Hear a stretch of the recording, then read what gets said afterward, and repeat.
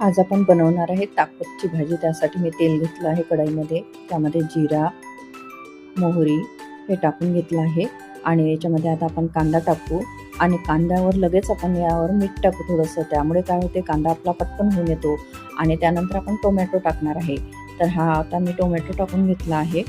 तर आता याच्यामध्ये लसण, जिरं आणि सांबार असं मी अद्रक टाकून एक पेस्ट बनवते. ते पेस्ट टाकते. हळद, तिखट, धने पावडर, जिरा पावडर हे सगळं टाकून घेते. मसाला टाकते थोडा, त्यावर थोडंसं पाणी टाकते आणि त्याच्यामध्ये आपण ही ताकदची भाजी आहे ही कट केलेली मी टाकते. आणि काही मी काय केलं आहे, चना डाळ, तूर डाळ, शेंगदाणे असं मी थोडं मिक्सरमध्ये आता हे पूर्ण असं मिक्स करून कुकरमध्ये लावलं होतं. आणि हे सगळं आपण टाकून घेणार आहे आणि 5 मिनिट आता आपण ही भाजी होऊ देणार आहे. बस ही 5 मिनिटांनी भाजी झालेली आहे. आता आपण सांबार टाकतो. ही भाजी रेडी आहे.